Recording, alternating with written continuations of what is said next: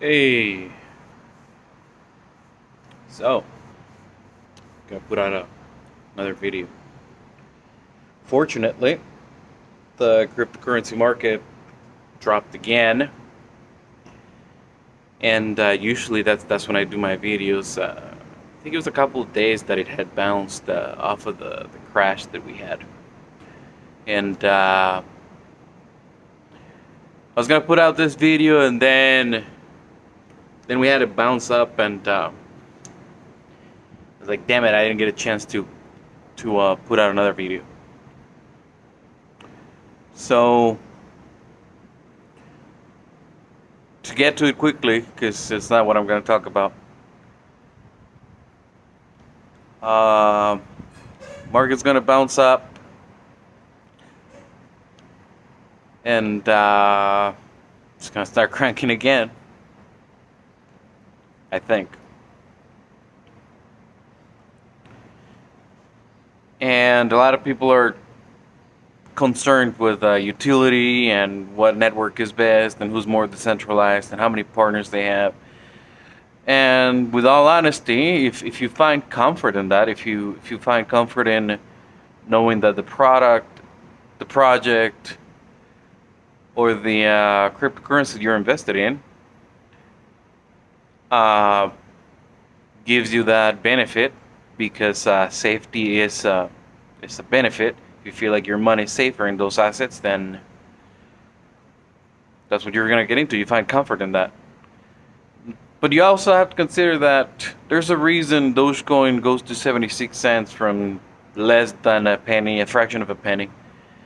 And the reason why certain cryptocurrency projects that have been around for a while and actually have actual real utility don't seem to go anywhere. And the answer is obvious. Everybody's looking for the new thing.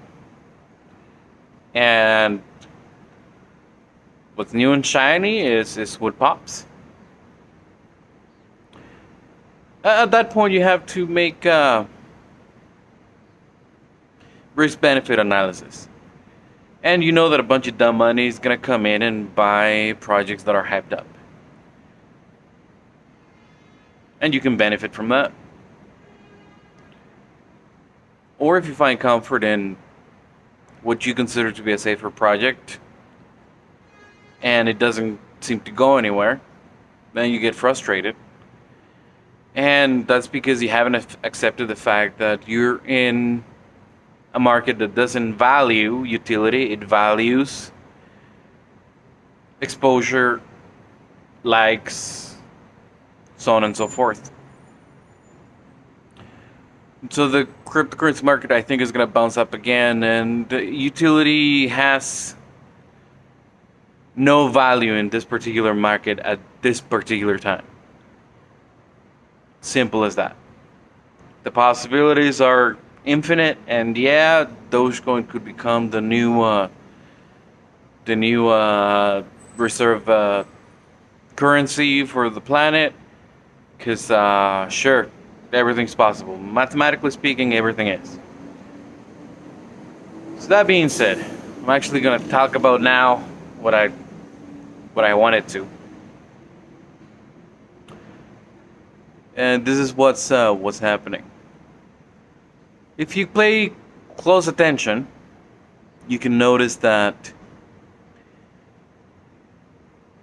people that have earned what you and I would consider a significant amount of money, the average person, again, just the trucker,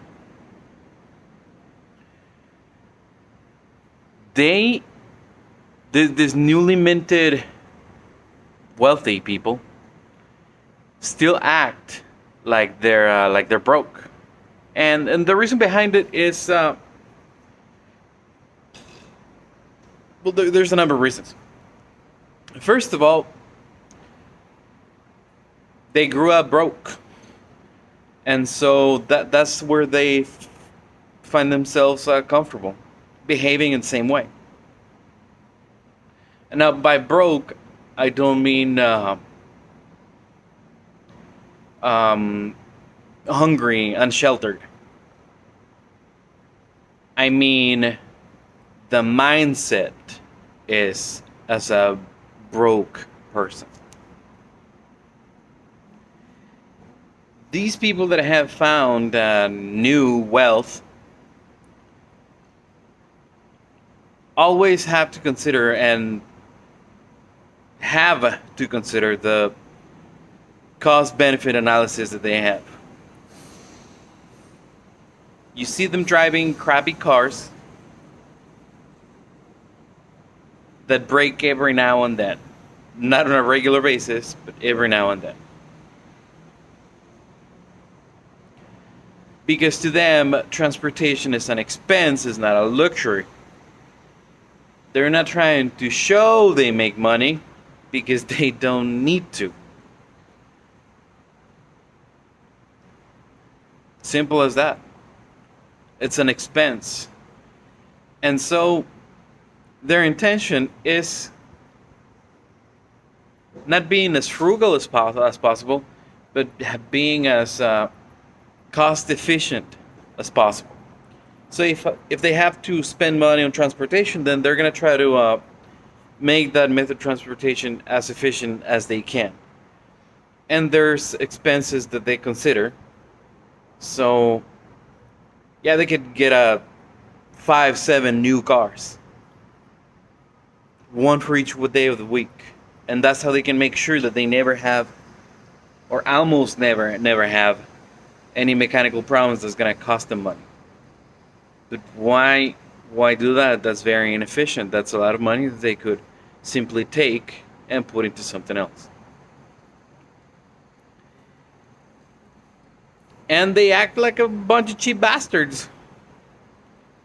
And maybe that's because that's who they are. Again, they still have that broke mentality. So they simply don't spend their money on unnecessary luxuries. They really have nothing to prove to anyone other than themselves. Now, on occasion, you're gonna find them doing things that don't seem to make sense to most people.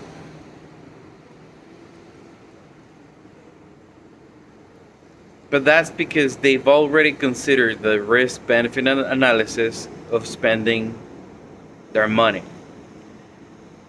And what they want to do is preserve it. So what they have to do is keep as much of it as they can. Simple as that. So why get 3 Mercedes or a BMW, a Mercedes, and a Bentley if a used Toyota Camry is going to do? Well, yeah, but maybe they need to haul things around, so they also need a truck. Well, yeah, but they could rent the truck from Home Depot for $35, $40 a day and not have a car payment. Or, again, they're wealthy, so why not just pay for a truck in cash? Because they can utilize that $45,000 into something else that's actually going to either make them money, or they're going to try to make sure that they get their money back. Again, minimizing their expenses as much as possible.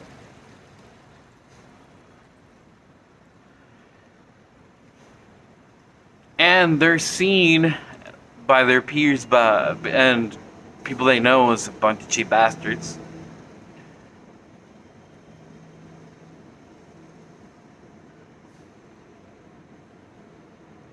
But with this newfound wealth, they see the world through a different looking glass. That's just what it is, and they're gonna take advantage of any situation they find themselves in. That's the way the world works. It's not fair. There's no fairness. Fairness doesn't exist. So, what am I getting at with this?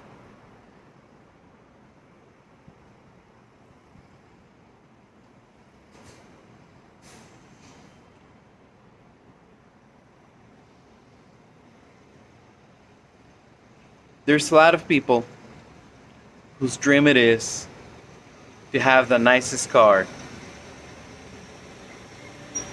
they've ever had.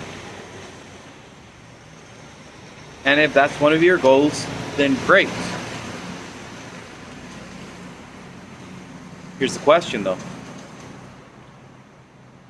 That brand new Mercedes,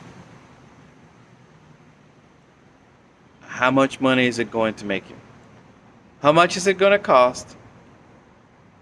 And how much is it going to make you? If it's not going to make you money, it's obviously an expense. That's money you're not going to see again.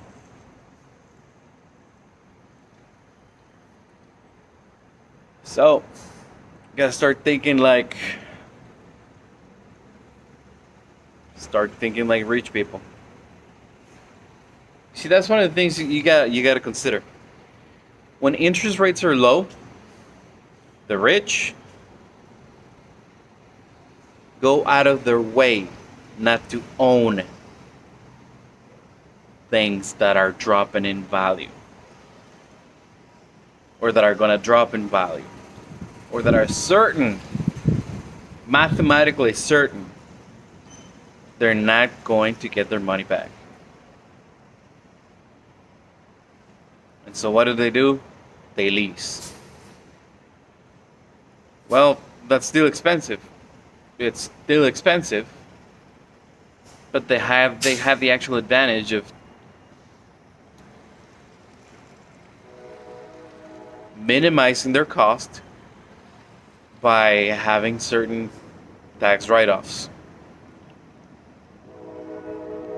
You see, there are certain costs that are unavailable. Insurance is one of them. Taxes is another. Absolutely unavoidable. And so, if they can write off part of the release for transportation because it's a business expense, they're going to do it.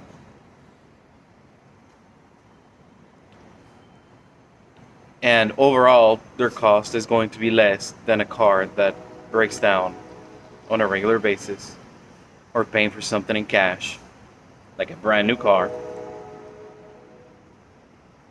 that they're never going to be able to sell for the same amount of money they put into it. Just the way it is. So yeah. Rich people are a bunch of cheap bastards. Just the way it is. Peace.